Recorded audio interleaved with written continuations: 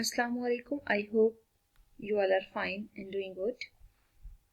Welcome to new lecture, and as we have discussed about the theorems related to line bisectors and angle bisectors in previous lectures, here we will basically take some results from that theorems and some basic results. ठीक है, ऐसा भी possible है कि वो general results हों। देखिए, सबसे पहला काम क्या करते हैं हम यहाँ पे ना लाइन सेगमेंट एंड रे, ठीक है, इन तीनों को जरा डिटेल में देख लेते हैं, क्योंकि मेजॉरिटी ऐसा होता है कि लाइन सेगमेंट और रे से रिलेटेड कंफ्यूजन होती है।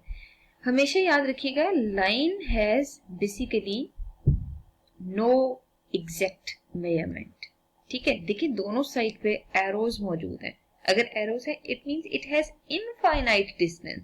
आप इसके डिस्टेंस को मेजर नहीं कर सकते। अगर इसके डिस्टेंस को मेजर नहीं कर सकते ना, तो बेसिकली हम यहाँ लिख सकते हैं line has no end point.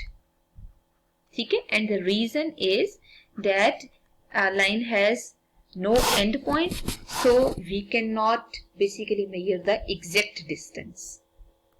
अब देखिए लाइन सेगमेंट का मतलब क्या है, आप इस तरह की शेप कंसिडर कर रहे हैं। ठीक है, यहाँ पे आप देख सकते हैं दो इसके एंड पॉइंट्स आ रहे हैं।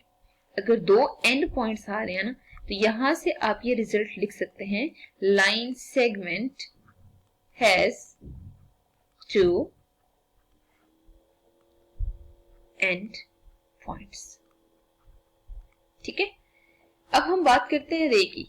समटाइम ऐसा होता है कि हम इस तरह की शेप भी मेंशन कर रहे होते हैं। ठीक है, अगर आप फोकस करें ना, तो इसमें जस्ट स्टार्टिंग पॉइंट 1 है। रे का कोई ना कोई स्टार्टिंग पॉइंट होता है ना, तो यहाँ पे स्टार्टिंग पॉइंट वो क्या आ रहा है, 1 आ रहा है। तो बेसिकली अगर हमें रे का एंड पॉइंट बताना है, तो इसका एंड पॉइंट कोई नहीं है, बट ये है कि स्टार्टिंग पॉइंट इसका 1 है। ठीक है, तो हम यहाँ से इससे रिलेटेड ये रिजल्ट लिख सकते हैं कि अगर हम सिंपल रे को डिस्कस कर रहे हैं ना, तो रे हैज ओनली 1 स्टार्टिंग पॉइंट। ठीक है, ये एक बेसिक इंफॉर्मेशन थी फॉर लाइन सेगमेंट एंड रे। ठीक है, अब देखिए हम मूव करते हैं angle bisectors and right bisectors के बेसिक डेफिनेशन पे। जब हम कोई भी लाइन सेगमेंट कंसिडर करते हैं ना, जैसे देखिए एक लाइन सेगमेंट हम यहाँ पे ए बी ले लेते हैं। अगर ये लाइन सेगमेंट है it means it has 2 and points. ठीक है, अगर हमने इसको बाइसेक्ट करना है, ठीक है, तो बेसिकली देखिए बाइसेक्ट का मतलब क्या होता है। Bisection means to divide into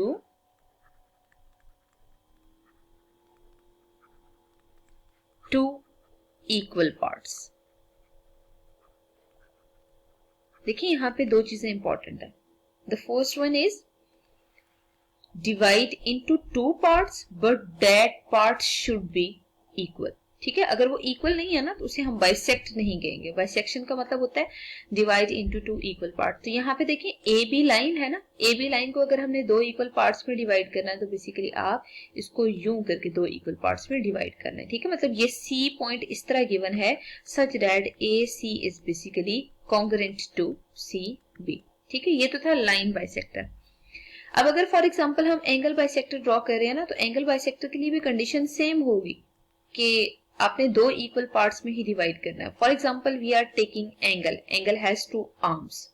ठीक है, अब अगर एंगल बाइसेक्टर ड्रॉ करना है ना, तो बेसिकली इसके लिए हम यूं करके एक रे लेंगे। ठीक है, जैसे लाइन सेगमेंट में हम एक लाइन ड्रॉ करके लाइन बाइसेक्टर ड्रॉ करते हैं ना, तो हम एंगल बाइसेक्टर में एक रे ड्रॉ करेंगे। ठीक है, अब यहाँ देखें कि ए और बी फॉर एग्जाम्पल एक एंगल है। अगर आप उसको 2 इक्वल पार्ट्स में डिवाइड कर रहे हैं ना, तो ये ओ वाई या कोई भी आप नाम देख सकते हैं। ओ वाई बेसिकली एक ऐसा यहाँ पे बाइसेक्टर लाइन मौजूद है जो कि एंगल को बाइसेक्ट कर रही है। ठीक है, तो ये जो ओ पॉइंट पे एंगल आ रहा है वो 2 इक्वल पार्ट्स में ही डिवाइड होगा। मतलब अगर मैं आपसे कहती हूँ measurement angle A O B आपको गिवन हो कि वो 60 डिग्रीज के इक्वल है, तो कंफर्म है कि अगर आपने दो इक्वल पार्ट्स में डिवाइड किया है तो ये जो ए ओ वाई एंगल आ रहा है वो 30 होगा, ठीक है। और you can say that measurement angle B O Y is also 30 degrees, ठीक है। तो मतलब ये थी basic information for angle bisectors and line bisectors. अब देखें, अगर फॉर एग्जाम्पल हम यहाँ पे मजीद डिस्कस करते हैं तो एक इंफॉर्मेशन हमने मजीद ये सीखी है, अगर आप कोई सी भी ट्राइंगल कंसिडर करते हैं, it doesn't matter it is acute, obtuse, right angle triangle, scalene, what ever the type is, जब आप कोई सी भी ट्राइंगल कंसिडर करते हैं ना, इसकी जो परपेंडिकुलर बाइसेक्टर्स हैं वो हमेशा कंकरेंट होते हैं, ठीक है। क्या मतलब है, मतलब अगर आप परपेंडिकुलर बाइसेक्टर्स ले रहे हैं ना, ठीक है, तो सिंपल मैं यहां लिख देती हूं और कंकरेंट। कंकरेंट का मतलब क्या होता है, वो सब सेम पॉइंट से पास होंगे, ठीक है। लेकिन अगर आप उसी ट्राइंगल में एंगल बाइसेक्टर्स लेते हैं ना, तो वो भी हमेशा कंकरेंट ही होंगे, ठीक है। तो यहाँ पे हम सिंपल लिख लेते हैं कि अगर ये ए बी सी ट्राइंगल है ना, तो इसमें जो एंगल बाइसेक्टर्स आ रहे हैं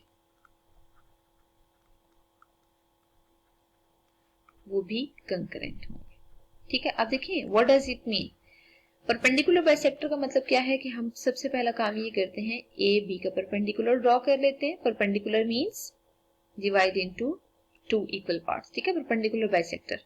अब हम ऐसा करते हैं, बीसी का परपेंडिकुलर ड्रॉ कर लेते हैं, और देखिए मैंने एक्सटेंडेड लाइन ही शो की है, ठीक है। फिर आप ऐसा करें, एसी का परपेंडिकुलर ड्रॉ कर लें, तो वो सब के सब सेम पॉइंट से पास होने चाहिए। यहाँ पे देखिए वो वाला जो पॉइंट है ना, मैं येलो से हाईलाइट कर रही हूँ, ये पॉइंट ऑफ इंटरसेक्शन आ रहा है, ठीक है। तो बेसिकली मैंने क्या किया है, इन सब पॉइंट ऑफ इंटरसेक्शंस को यहाँ पे मार्क कर दिया है। तो ये कंकरेंट होने का मतलब क्या है कि सारे के सारे एक ही पॉइंट से पास होंगे। तो आप यहाँ पे देख सकते हैं, ये जो हमने ओ पॉइंट मिड में मार्क किया है, वो उससे सारे परपेंडिकुलर बाइसेक्टर पास हो रहे हैं।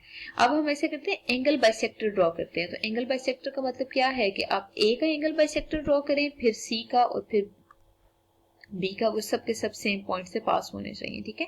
तो पहले मैंने ए का ड्रॉ किया, फिर मैंने बी का एंगल बाइसेक्टर ड्रॉ किया, बट ये है अप्रोक्सीमेटली, ठीक है। फिर आप ऐसा करें, बी का भी परपेंडिकुलर एंगल बाइसेक्टर ड्रॉ करें, तो आप देख सकते हैं ये सब के सब एक पॉइंट पे मीट कर रहे हैं, at that point is basically here, ठीक है। तो इसको भी आप मार्क कर दें कि अगर फॉर एग्जांपल ये भी ओ या आई, इट्स अप टू यू, आप जो मर्जी नाम दें, तो ये सारे के सारे परपेंडिकुलर बाइसेक्टर्स आई पॉइंट से पास हो रहे हैं। It means I point is basically point of concurrency. तो एंगल बाइसेक्टर्स या साइड बाइसेक्टर्स जब भी आप किसी ट्राइंगल के ड्रॉ करेंगे, हमेशा वो भी एक पॉइंट से पास हो रहे होते हैं।